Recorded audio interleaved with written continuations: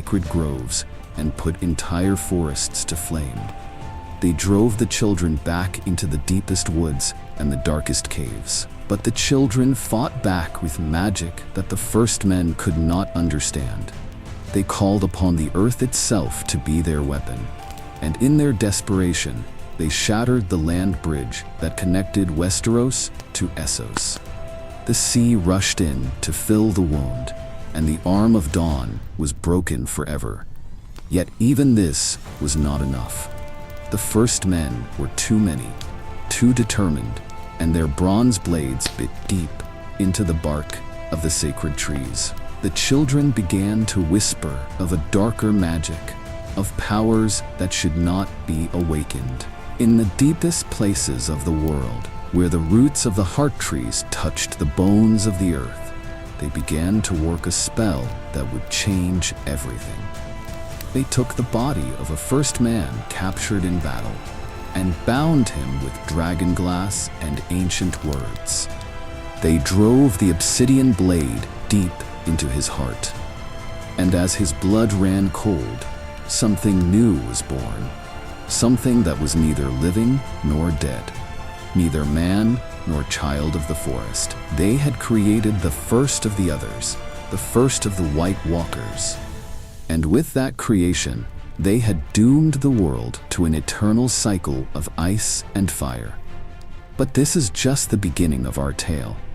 The wheel of time turns, and with each revolution, the Game of Thrones claims new players and new victims.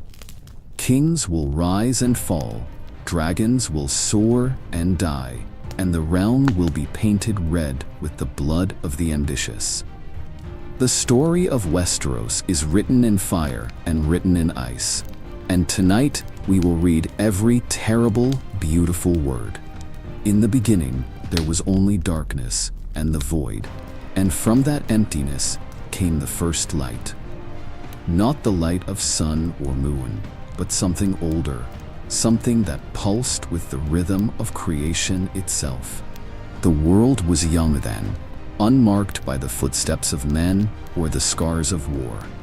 It was a realm of endless possibilities, where magic flowed through every stone and every blade of grass like blood through veins.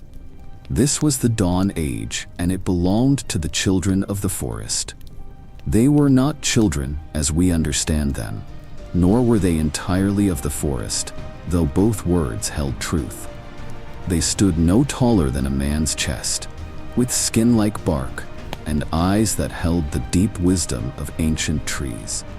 Their faces were narrow and pointed, beautiful in the way that wild things are beautiful, and their voices carried the music of wind through leaves and water over stone. They had walked the earth for thousands of years before the first man ever dreamed of crossing the narrow sea. The children lived in harmony with the world in ways that men have never truly understood. They did not build great castles of stone or forge swords of steel.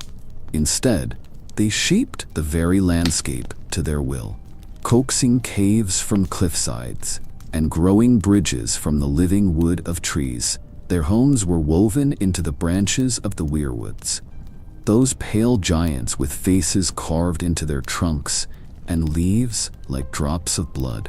The heart trees were their gods, their libraries, their eternal watches, and through them, the children could see across vast distances and speak to one another in whispers that traveled on the wind. The magic of the children was not like the sorcery that would later come from Valyria, all fire and domination.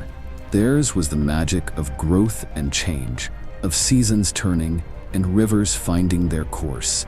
They could sing to the stones and make them move, call fish from the depths of lakes, and speak the old tongue that trees understand.